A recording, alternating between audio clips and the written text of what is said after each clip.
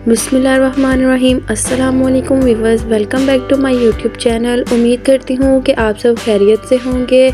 आज मैं आपके लिए बहुत ही आसान और मज़ेदार केक की रेसिपी लेकर आई हूँ, जिसके लिए हमें कोई इलेक्ट्रिक बीटर की ज़रूरत नहीं है, कोई ओवन की ज़रूरत नहीं है। हम इसे घर की आसान चीज़ों के साथ बनाकर तैयार करेंगे, जो खाने में भी बहुत मज़ेदार होता है, सबको बहुत पसंद होता है।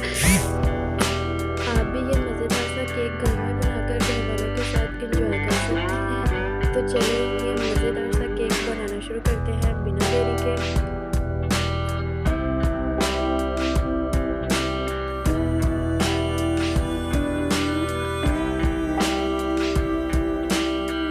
जी तो व्यूवर्स, यहाँ पे मैंने एक पैन लिया है, इसके नीचे मैंने फ्लेम ऑन कर दी है और इसे हम प्री हीट होने के लिए रख देंगे। तब तक हम केक का बैटर तैयार कर लेंगे और हमारा ये अच्छे से प्री हीट हो जाएगा और फिर हम इसमें केक बेक करेंगे। तो चलते हैं केक का बैटर बनाने की तरफ। जी तो व्यूवर्स, यहाँ पे मैंने सबसे पहले ब्लेंडर लिया है।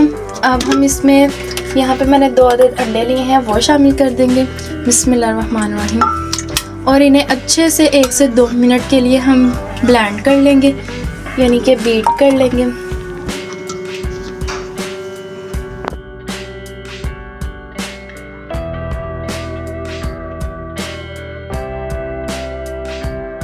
व्यूअर्स, हमारा अंडे जो हैं अच्छे से ब्लेंड हो चुके हैं 2 से 3 मिनट के लिए। अब हम इसमें चीनी डाल देंगे। यहाँ पे मैंने 1 कप मेजर करके चीनी ले ली है, वो शामिल कर देंगे। बिस्मिल्लाहिर्रहमानिर्रहीम। व्यूअर्स, यहाँ पे मैंने पाउडर शुगर नहीं ली, दूसरी ली है, तो इसीलिए हम इसे 3 से 4 मिनट के लिए अच्छे से ब्लेंड कर लेंगे, ताकि कोई भी ज़रात इसमें बाकी ना बचें।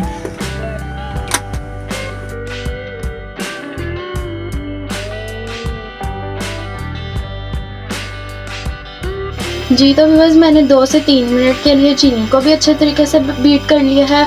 अब हमने जिस कप से चीनी को मेजर किया था, उसी कप से हमने ऑयल को मेजर करना है और वो भी इसमें शामिल कर देंगे। बिस्मिल्लाहिर्रहमानिर्रहीम। हमने सारी चीज़ें एक ही कप से मेजर करके लेनी हैं, जितनी भी केक में यूज़ होंगी। अब हम इसे भी अच्छे तरीके से 2-3 मिनट के लिए बीट कर लेंगे।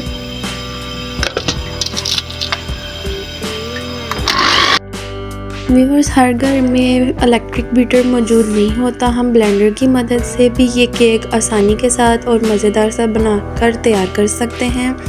आप भी इस ब्लेंडर में बनाकर ज़रूर ट्राई कीजिएगा, इसमें बनाना बहुत आसान होता है।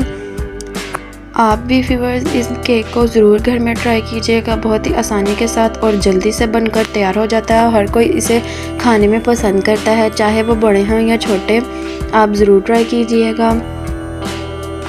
अब हम इस बैटर को 3 से 4 मिनट के लिए अच्छे से ब्लेंड कर लेंगे। देखिए, हमारा बैटर बिल्कुल स्मूथ सा बनकर तैयार हो चुका है। बिल्कुल ऐसा ही आपने भी बनाना है। तो चलें अब चलते हैं दूसरी तरफ। बस हमने बैटर को एक बाउल में निकाल लिया है अलग से। अब हम इसमें लेमन जूस ऐड करेंगे। बिस्मिल्लाहिर्रहमानिर्रहीम। और इसे अच्छे तरीके से मिक्स कर लेंगे। यहाँ पे जिस कप से हमने ऑयल को मेजर किया था, उसी से मेजर करके मैंने 2 कप मैदा लिया है और इस 1 टेबल स्पून हम इसमें बेकिंग पाउडर डाल देंगे। बेकिंग पाउडर डालना है, बेकिंग सोडा नहीं डालना। अब शामिल कर देंगे। बिस्मिल्लाहिर्रहमानिर्रहीम। और अब हम इसे मिक्स कर लेंगे अच्छे तरीके से। अब हम इसे हल्का सा डालकर मिक्स करते जाएंगे, एकदम से ज़्यादा नहीं डाल देना। यहाँ पे मैदा आपने छाना हुआ ही लेना है, छानने के बगैर नहीं लेना, वरना इसमें गुठलियाँ आ जाएंगी।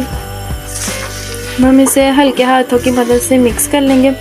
हमने एक तरफ को ही घुमाना है चम्मच को।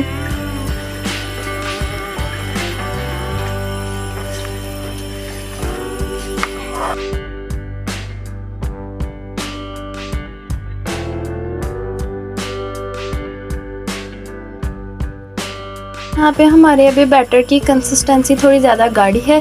रूम टेम्परेचर दूध इसमें शामिल कर देंगे। बिस्मिल्लाहिर्रहमानिर्रहीम। थोड़ा सा हमने जो भी चीज़ें इसमें डालनी है, जैसे हमने पहले लेमन जूस डाला था, वो भी रूम टेम्परेचर में रखा हुआ डाला था।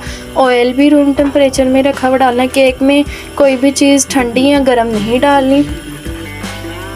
हम इसे हल्के हाथों की मदद से अच्छे से मिक्स कर लेंगे। بس یہاں پہ میرا ہاف کپ کے قریب دودھ اس میں استعمال ہوا ہے. آپ اپنے بیٹر کی کنسسٹنسی تھکنس پر دیکھ سکتے ہیں کہ آپ کو کتنی ضرورت ہے. اب ہمارا بیٹر بالکل ریڈی ہو چکا ہے. یہاں پہ خوبصورتی کے لیے میں تھوڑا سا یلو فوڈ کلر ڈال دوں گی. اس کے اندر تھوڑا سا ہی ڈالیں گے, زیادہ نہیں ڈالیں گے. یہ دیکھیں اتنا سا بس. اس سے ہمارا کیک کا کلر بہت اچھا آئے گا اور لک بھی بہت اچھی بنے گی. ہم اسے اچھے طریقے سے مکس کر دیں گے.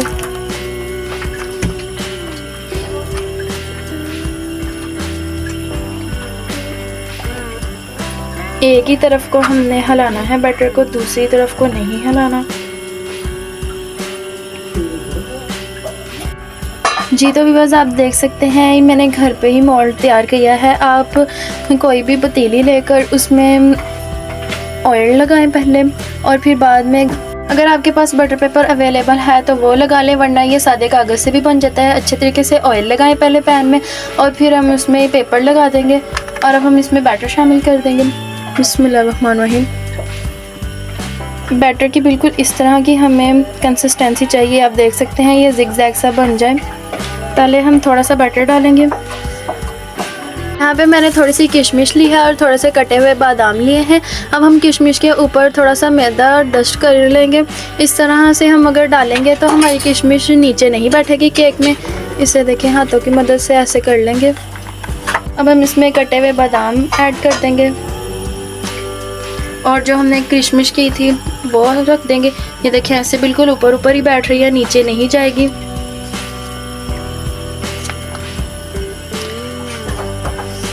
اور باقی ہم ڈالنے کے بعد اوپر بیٹر ڈال دیں گے. اب ہم اوپر سے تھوڑا سا اور بیٹر ڈال دیں گے.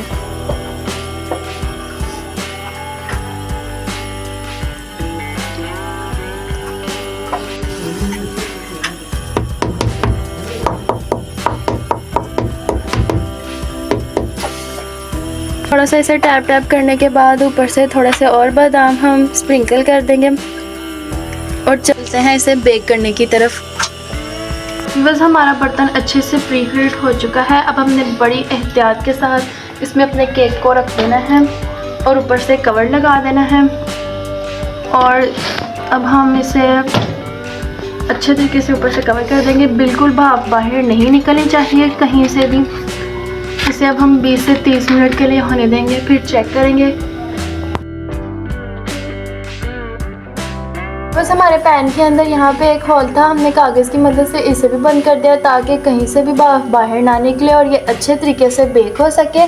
ہم نے آنچ بالکل آہستہ چلا دینی ہے, تیز نہیں کرنی, بالکل ہلکی چلانی ہے تاکہ یہ آرام آرام سے بیک ہو. پھر اچھے طریقے سے اندر سے پک جائے گا اور بالکل جالیدار بن کر تیار ہوگا.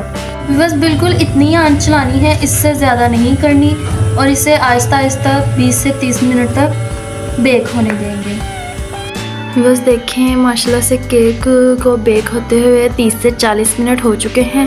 اب ہم اسے اوپر سے اٹھائیں گے اور دیکھیں گے کہ یہ پک گیا ہے کہ نہیں.